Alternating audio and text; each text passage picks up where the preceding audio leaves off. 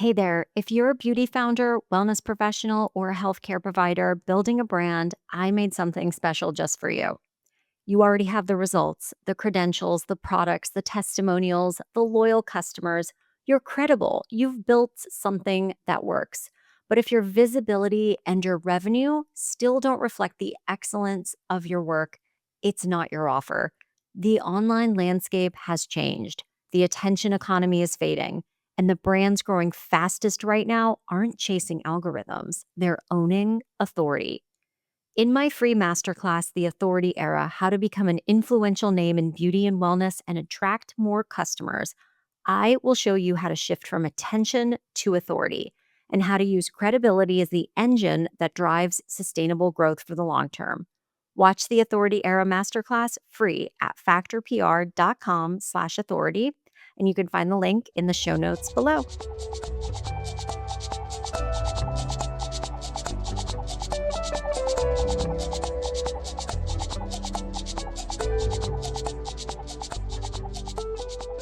From sweeping the floors of her family's salon to coaching beauty professionals nationwide, Krystine Sherwood, also known as the BeautyPro Coach, is an educator and podcast host who knows what it takes to build a business that supports both your income and your energy.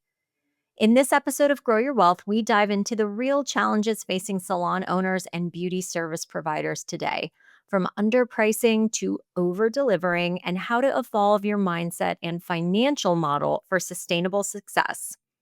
Krystine shares her personal journey, the importance of knowing your why, and why client retention, team dynamics, and value-based pricing are the overlooked levers of a thriving business. So, whether you're behind the chair or building a brand or both, this conversation is a must listen for anyone in the beauty industry who's ready to grow with intention, not exhaustion. Here's Krystine. Krystine, welcome to the Grow Your Wealth podcast. How's it going? Hey, it is so good. I am so excited to be here. I'm very happy. Oh, I'm very happy too. I know that in terms of what brought us together here today, you so graciously had me as a guest on your podcast, and here you are on mine. So thank you so much for spending the time today with me. I am so excited to dig into your story because it's really a fascinating one. I want to start at the beginning. Tell us all about what inspired you to enter the beauty industry. You are such a pro here. I would love to hear from you the path that really led you to becoming ultimately a salon owner and now a coach in this space. I love it. Yes, my origin story. So, honestly, I always tell everybody this because it's true, is that my mom actually had her baby shower of me in the salon with all of the girls there. And, I mean, if that's not a foreshadowing of destiny, right? Like, what is? So, that happened, and then as I got older I was like, no, I am not gonna work in a salon, like, ew, right? And then I went to university, got my degrees in PR, in public law, and then it was time for me to like spread my wings and like go to a firm and do my thing, right? And I was like, oh my God, I am a baby, I am 20, I cannot do this. so, so then I was like, okay, well, I'll just I'll just take a year off and I will find myself. Okay. Well, I found myself going back to the salon, the family business, and I would work the front desk and I was like, what is this? No, we got to have this system, and we do this system, but it's not rated. And I just started, my PR stuff started kicking in and I was like, oh my gosh. Okay. So then, fast forward to today. Now we have a full staff. I'm a coach now. I'm internationally certified coach. We are working and teaching at different hair shows across the country. And it's like, when I look back at it, I'm like, oh my gosh, what just happened? When you look back, it's like a whirlwind, but when you're living it, you're like, oh my God, is this gonna happen already? Is this gonna hurry up already? So, as far as like any salon or spa owners out there, Yeah, I started sweeping the floors. And because it's a family business, I was doing that at like what was it? Like 9 years old. So like and then I was answering the desk and like I worked my way through the whole system except going to cosmetology school because I am a firm believer in the people whose strength that is, give that to them. As a leader, you can't do everything. It's good to you to know what's going on and how to do it, but you're not going to be used best doing every single thing. So anyway, that's my spiel. That's amazing. So, okay, let me dig into this just a little bit if you don't mind. So, Yeah. as someone who works a lot with beauty experts, wellness experts, and so forth, right? I know firsthand that they are experts in their trade. So, whether that's cosmetology, dermatology, etc. Yeah. Many of them are private practice owners, private salon or spa owners. To your point, they're not always business owner. Like they didn't go to Right. business school, right? So where Right. you come in, and if I'm assuming this correctly, you really can help step in and help with things like operations and growth, right? Yes. Okay. Tell us a little bit about that. What are beauty shop owners, barbers, etc.? What are they struggling with? Oh my goodness. Okay. So, beauty and barber pros, right? That includes the wellness industry, that includes massage therapy, nails, aesthetics, hair, obviously. They are creatives. And while you and I are creative with writing and strategy, they are creative with literal paint, chemicals, like what the color that they have to create, the product that they have to use, like they're like little alchemists, the spa people. It's like amazing. So they're creative in that way in finding solutions. And so they are so involved in that, like the whole building can like burn down, but they wouldn't notice because they are so engulfed with their client at that moment. And so where they see, sparkles and unicorns, we see dust and a horse, right? So so to get them to like refocus, okay, you are a business owner, babe. Like this is great that you're doing this, but now we have to have a structure. And so for me, because I have worked through this system from like literally the ground up, I can now help beauty and barber pros be like, okay, this is your skill set, this is your talent. Awesome. But now we got to create a commission structure because you want to scale, right? Right. Okay, so now we're going to hire people. So now we got to create a system for that. Now we got to go promote how to get your ideal client. Like it's everything that I did for my salon that now I'm doing for others.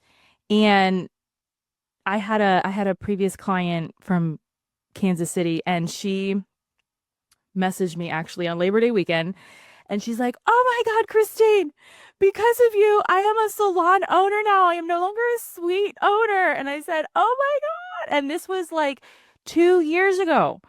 So everything takes time. And for artists, they're so used to that instant gratification because they create that sometimes you hire a coach or you hire me and you're like, okay, we're going to talk today and tomorrow I'm going to be this amazing Forbes list business person. And it's like, no, we're going to work on it. And then the real coaching, the real processes kind of kicks in 2 years from now. Right. So it's a whole life journey that you have to be willing to go through and confront because it's hard. It's a lot of ugly tears, but it's so worth it if you just trust the process, go through it, face it head on, and get it done. So that's what I do. I focus more on the business systems, but also the mental health because it takes a toll. Have been so many times that I myself kind of like work myself up, burn myself up because it's like, oh my gosh, there's so many things that you want to do, so many things you want to accomplish. And you're just, it's like you can't have enough hours in the day, but you know you can do it. You're just like, I need a break, right? So that's what I help do with these beauty and barber pros. Did I That's answer your amazing. question? Yeah, that Yeah. does answer Okay. my question. And I would love to unpack kind of three things that you mentioned and Yeah. help our listeners kind of get a good understanding, Krystine, of what it is like to work with a professional like you in terms of the transformation that they can see in their businesses, right? I think it's just so interesting. As you're speaking, I'm reminded of my hairstylist when I live in New York City. She was phenomenal, and I had like the best hair of my life with her. And anywho, she had been in the business for years, and I was so shocked when she told me she was leaving the industry, which is probably something, when you're working with clients, a lot of times they've got that growth mindset. They're like in it to win it. They want what's on the other end of the rainbow. And then other people that are like, I've devoted so much of my time. I just don't know if I can go any longer. Not just their time, but in the case of my hairstylist in New York, it was exactly as you mentioned, her mental health and her physical health. Because some of these, Mhm. being on your feet all day, your arms up in the air, like all of these things, like, I mean, I've heard hairstylists talk about the migraines that they have, the pinched nerves. I mean, all of this stuff that, we just as a client, Yeah. completely take for granted the demands physically and mentally, that it's so refreshing to see that there are people out there like you that are there that have your back and can provide sort of this roadmap. So, for those business owners out there, those entrepreneurs especially that are looking to kind of take that first step, what are the things that you have learned with sort of these budding first time salon owners, spa owners, that you would recommend that like ensure you've got these ducks in a row? Otherwise, you're going to have to like deal with this later on. And to your point, it's going to be incredibly frustrating. So the first thing that I always tell everybody, it doesn't even matter if you are going in to be a business owner or you're going to be a suite in a sola salon or you're even in cosmetology school. I don't know or understand why this comes out like this, but I this is why I just go head on to the root, which is know why you are doing what you're doing. Why are you going to cosmetology school? Why are you going into a suite? Why are you putting up a business? Like, what is your root? Why are you doing this? And when you know your why, everything else kind of comes. Okay. You don't have to worry about your how because you're so involved and zoned in on your why that everything will fall into place. The better and the more intimate you know yourself and why you're doing what you're doing and what is it that you actually want, it is so much easier to work with. It is so much easier to set a foundation because now you already answered the two hard questions. Why am I doing this? And what is it exactly that I want?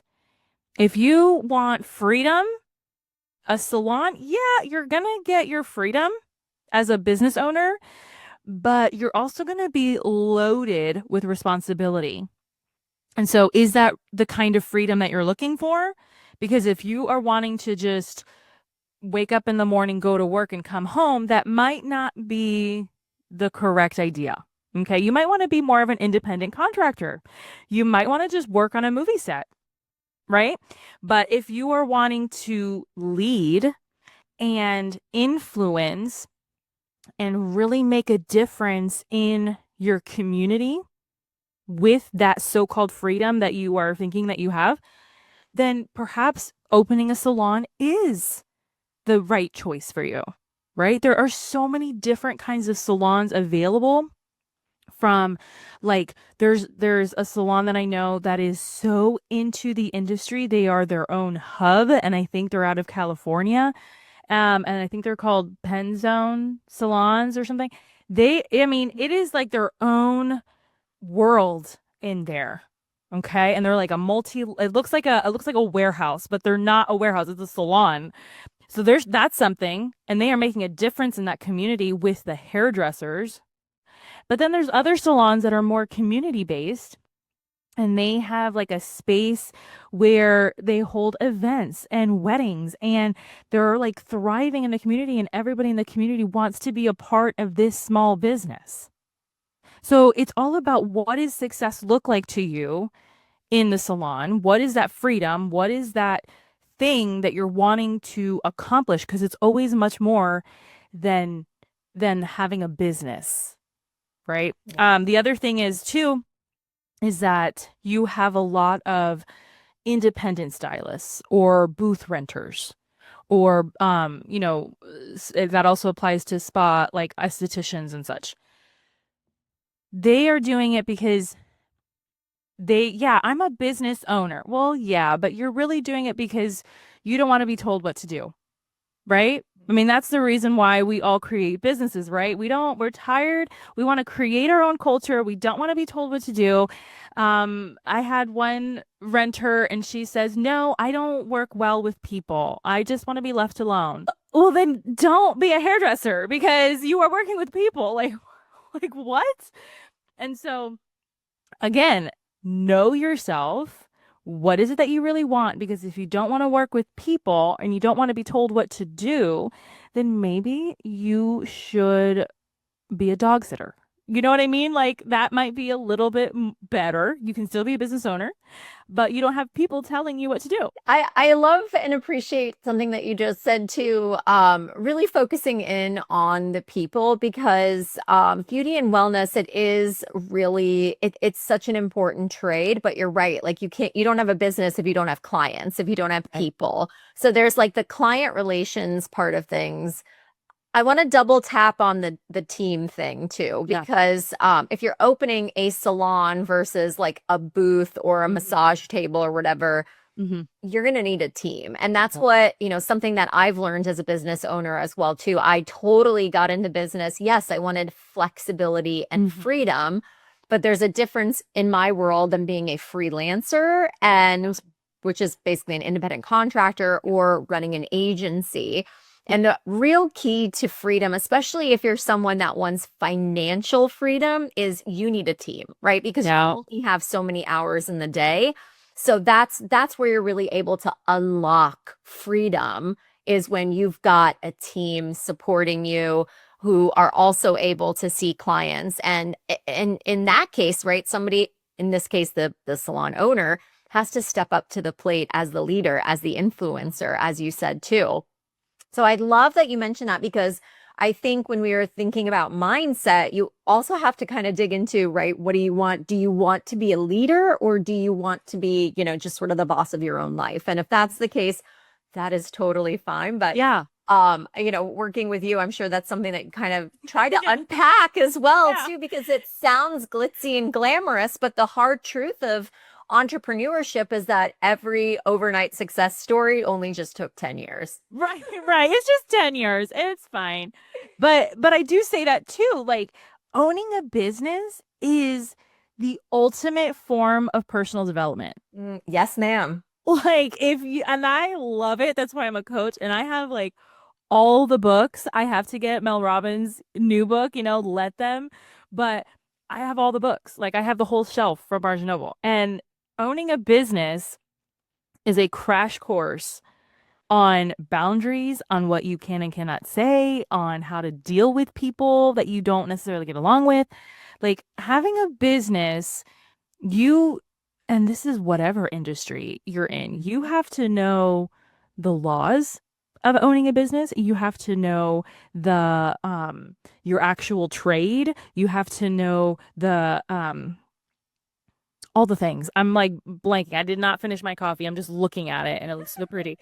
Um, So, but in any case, you have to know more than just, oh, and then social media, and then how to communicate with your ideal people, and then your ideal staff.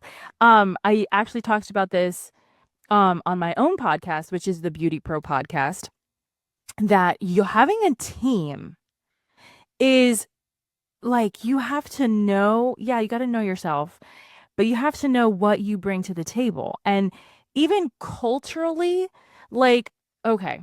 This is something that is so, we did not plan this, but it has just happened. Like in our salon, all of a sudden, everybody who's on the team, they're all from New Jersey. And we crack up because we're here in Florida, and that's totally cool. We love our New Jersey people, we love our New York people. But as for me and my family is from New York. So we already have that like that city mentality at home. But now all of our whole team, they're all from that same kind of area, that go, go, go. Like, I don't have time for this. Like, we all know where the best pizza is. You know what I mean? Like, we're all on the same page. And in the past, I mean, this could just be like, I don't know how true this is, but so far it's working. So it has to be some kind of pattern. We've had in the past, like, people from like the Midwest or the Deep South. And I mean, it worked for the time that it did, but right now, because everybody is from that area, the city, like it's going so smoothly. And so when I say know yourself, know what kind of people are you as a person, right? Are you a culturally rich person, or are you like strict, cold CEO style? That's how you were brought up. That's how you're going to have your business. That's how it's going to be generationally. Like, those are little things that make a huge difference. You know what I mean? But like, this is what happens. And then they come to me and they're like, Krystine, I just don't know. I just don't know why I don't have clients. Like, what? Maybe we got to relocate, you know? So these are like little things that I have been finding are making a huge impact. And that's just been like a recent kind of discovery for myself. Hi, friends. I want to tell you about our new and improved authority accelerator from Factor PR called RealFluence. RealFluence is the only membership that helps beauty and wellness founders grow their reputation and authority to attract new customers without endless discounting, advertising, or going viral. Inside, you'll learn how to get recognized for your product or your expertise, partner with other founders, and become the name people trust and talk about, all with the guidance and community to support you every step of the way. Remember, you can't buy authority, you have to earn it, and RealFluence is here to help. Visit therealfluence.com to get started. I'd love to also shift gears a little bit too, because I think, a big reason why people decide to go into entrepreneurship, despite the fact, we all start thinking we're going to get freedom. It doesn't come for a while. No. But let's talk about financial freedom. What are some of the kind of money models that you're seeing too in the salon and spa space that are really making a difference? Because what I am observing as an outsider in some ways is that, salon spa, it's very like trade time for money. And right, Mm, that scares me as an entrepreneur, because that to me feels like there's a ceiling, right? Because you only have so much time, so you can only make so much money, again, unless you have a team. So right, hopefully your team is revenue generating, not just a right, relief. right. But what are some ways that business owners can set up their salons or spas financially to help them achieve or unlock this financial freedom? Just to give you an example, a lot of my clients, they're really leaning into memberships. Like they want like recurring revenue in their salons and spas. So they're selling a package where you can come in and get a facial, everyone, a free facial. I have air quotes up because you are paying for it in your membership. Right. But are there other ways that salon and spa owners, financially speaking, can kind of achieve this success faster without just like, I give you service, you give me money? Okay. Okay. So with the owners, we're going to be talking to the owners right now. So yeah, for as far as like business to consumer, memberships are awesome. Memberships are great. Loyalty programs, referral programs, do those things. Okay. We are a creative industry. Get creative. Just don't be breaking the law, because that's what happens, right? So as far as business to consumer, yeah, keep doing those memberships, keep doing those monthly promos, get on the email lists, really utilize all of the tools that you have. Don't keep going out getting more tools. Use what you have and master it. Absolutely. As far as internally, there are ways you can make money, right? You can be a hybrid salon or spa. That is what my salon is. We have tried all the models, okay? And it's one of those things that the industry is very fast paced. So if you're not changing, you're dying. You don't want to. You have to be changing.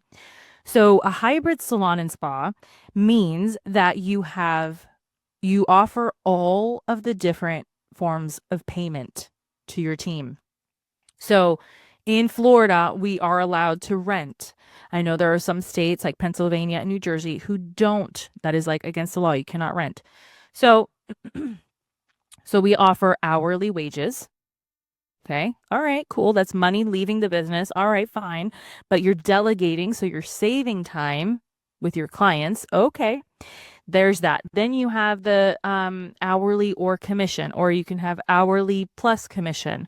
That is incentivized for your team to continue pushing the bounds, getting out of your comfort zone to really get that incentive, make more money for themselves and for the business as a whole. Great. That is a tried and true system in the salon world forever. We have that with the different tiers for to push. Okay. So then now the hybrid bit comes in because now we are offering rental space. If somebody, a stylist, she wants to be in that salon environment, but she does not want to be alone in a salon suite, not a problem, babe. Come on in. Rent the chair. Here's what it is weekly. This is the part that a lot of salon beauty and barber pros get they don't follow through with this. They're like, "No, I got to give a really cheap rate because then I won't get anybody." Okay. But here's the thing, you're acting out of desperation now. You're acting with your heart and not your mind, and you have to go by the numbers. If your rent is $2,000 a month, let's say that's pretty cheap. But if it's that, then you have to charge your renters accordingly every month. And you cannot be afraid to make a couple extra dollars because you're still running a business. You know what I'm saying? It's the same thing as having your ideal client. If your ideal client is not comfortable with paying $300 or whatever it is that you are offering for your color services, then they are not your ideal. You have to get your ideal client. A lawyer will tell you, okay, that'll be $3.50 for the hour when they're writing a paragraph, and you don't question it. You're like, oh, okay, it's a little steep, but you're like, he's a lawyer. Okay. Well, it's the same with the beauty and barber world, right? So charge accordingly. There have been so many salons and spas that they charge way less for their renters, and they're not making the money to pay the rent. That's the whole point of having a renter, guys. Like, you got to be a landlord. You got to think like that. Okay, so there's that. Then the other way is independent contractors, which for Florida, an independent contractor is somebody who works here and they go over here and they go over here and they go over here and they're like all over the place. They don't really have a steady home. Another name for them is freelancers. Yeah. So you can create a system with them where it's like, okay, here's the even split. I'm providing everything. They are like a hybrid employee, right? They are a little bit of everything and they got to know all the rules, and then they do none of them. It's like a weird thing. So there are ways to succeed, but you got to educate yourself. You got to know what it is that you want, because we're creative, yeah, but we get creative in the wrong ways. A trend that was brought to my literally to my face in my own salon was a trend of yeah, no, Krystine, I have an opportunity to get paid a 70% commission somewhere, and that's what I want. I want a 70% commission. And I said, "Oh, no." Okay. 70% for any business, as the business owner, the business is not going to profit if the business is giving 70% to somebody. Now you are the business owner are working for that person. That doesn't work. Okay. So there's the emotional side. You're working for somebody else when you wanted that freedom as a business owner. Okay. The other thing is the business does not profit. Like I have done the math several times and I think this is like a new thing that's going on. And I'm like, wait a minute, how is that? I'm sure there are ways to get like bonuses and you add up all the things and then you're like, oh, I have a 70% commission, but you're not getting a straight 70 what? Like I just lost my mind with that. And then there's been a lot of that 70%, 60% commission. And I'm just like, okay, guys, I think we need to go back to school. Like, like learn how to add. Like, I'll buy you a pizza and I'll show you the fractions. Like, what? So there are ways to make money, but you have to, again, know your why and then match up that why with the numbers. It's not fun. If it was fun, we wouldn't be having these conversations. Okay? Not without its challenges. So to kind of recap that, just in terms of some of the ways to generate keyword here, profit in your salon or spa, there are direct to consumer ways. So membership models, online bookings, things of that nature, charging what you're worth Yes. and adding tax, as they say. I think what you mentioned just as far as profit is so important. It's okay to take money home with you, not just keep the lights on. That's the whole purpose of starting a business too. And then secondly, on kind of the B2B side of things, if you are owning a salon, think of the real estate inside of your salon and charge accordingly there. It was right. I would think, my dad's a landlord. He rents out to other businesses. He's a business owner too. And you're getting, obviously like all of the overhead taken care of, all of the marketing taken care of, the brand affiliation, all of these things. There's value in that. And that's got to be bundled into your chair rent, right? It's not just Right. about the physical real estate, but also the value. So Right. talking more, which I was hoping we would go there more in terms Yeah. of value-based pricing Yes. versus just like, Yes. well, it's only 5 feet by 5 feet, and then do the math, and I'm only going to charge you this much. So yeah, so I do want to get into that too, which is part more of like the business to consumer, right? So that's another trend that's happening. I know you mentioned like hourly, like there's only so much you can make in that 1 hour. Yeah, that is one way that you can charge your clients. And that's also been like it exploded and everybody's like, oh, you want to make six figures? We'll work backwards and we'll show you the formula how to do that. Okay, but then there is kind of a cap, right? If you're comfortable with that cap, just like if you're comfortable with just a rental salon, cool. Like whatever works for you, you got to do it. But now it's shifted a little bit because clients have been like, what? Like you only took 15 minutes and you're going to charge me how much? Right? So now it's like a blended pricing. It's like a hybrid pricing too, right? So you can charge what's been seemingly working is like the package pricing. So you can have this. So you're going to get these three services and it's going to be this set price. You can still do a la carte pricing, which that makes sense. If a client comes in for a bang trim or fix my nail or I just want like a lymphatic drain, then just charge for that. Like you can do that too. Okay. But you got to know you have to set an amount, your price per minute. You have to know your price per minute, price per 15 minutes. You still got to know that because time is money. Okay. A la carte pricing, package pricing, pricing by the hour. So that kicks in. Let's say if you're doing a balayage or a color correction, or I don't know how it would be for aesthetics or massage therapy, but I don't know, maybe they're like really bent out of shape and you need like a whole day with them. Like price it by the hour, right? All of that works, and there's a time and place for all of it. Mm, But no matter what, you need to know what is the price for a minute with you. mm, And that you can even bring that down to, 30 seconds.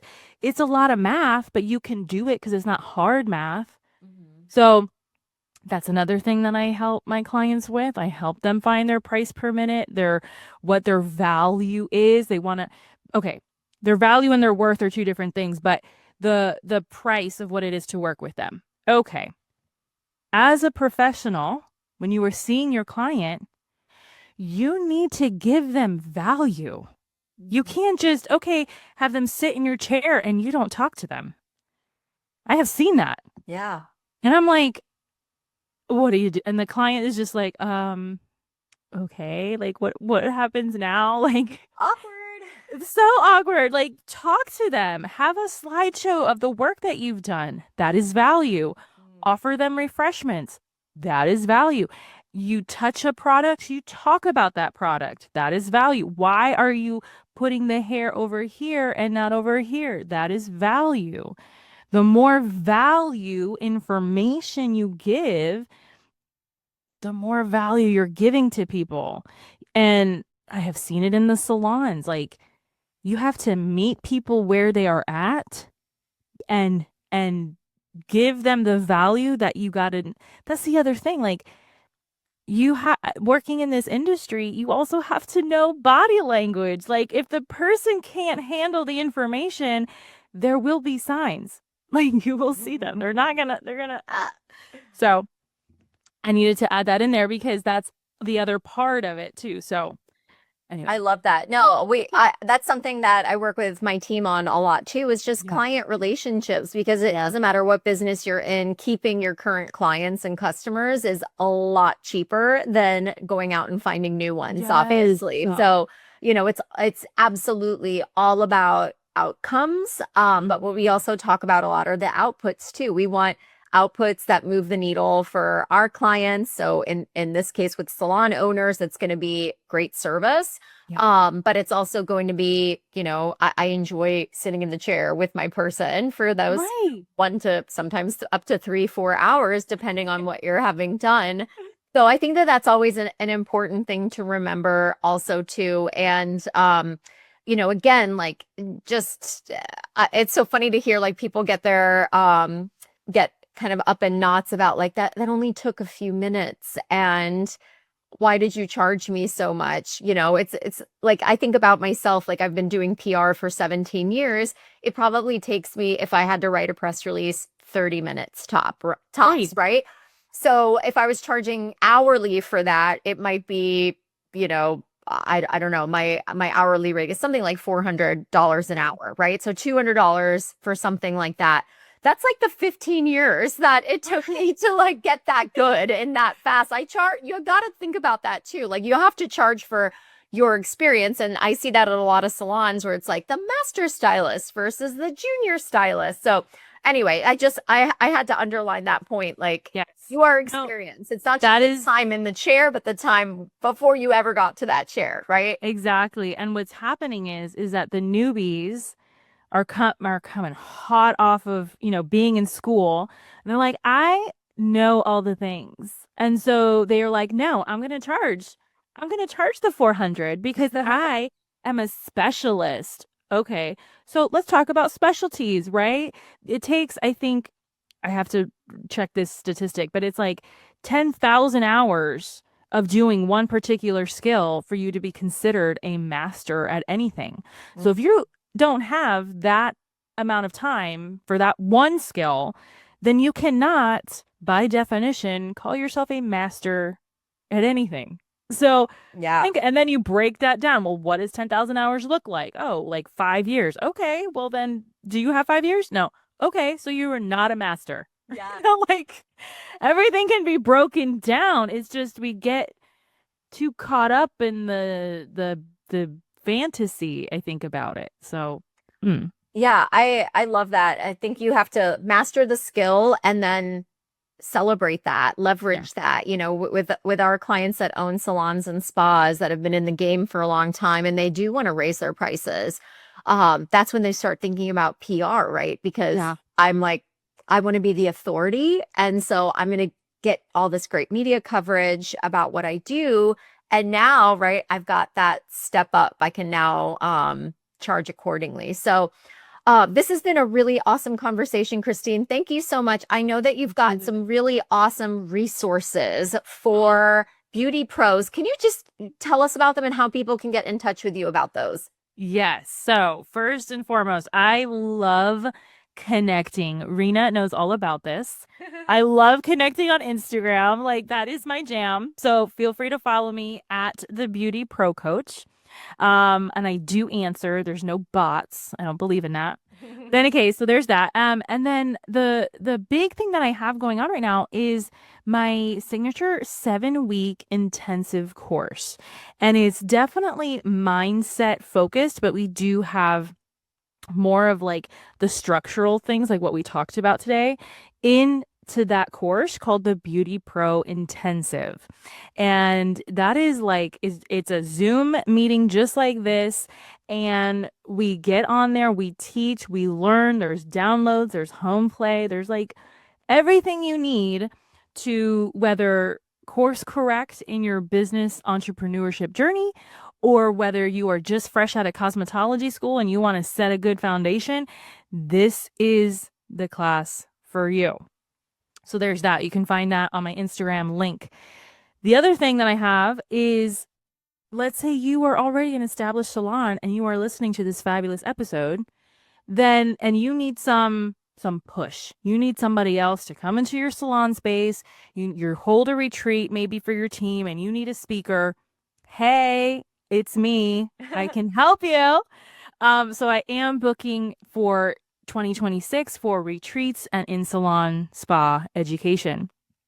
And then let's say you just need a listening ear. You don't need any of those things. You just need a listening ear. You need to blow off some steam. You need some outside insight. I do have my 3-month one-to-one coaching program where we talk about anything and everything you need to have you have a clear mind. And what I like to say is I kick your ass, but I hold your hand at the same time. We do that.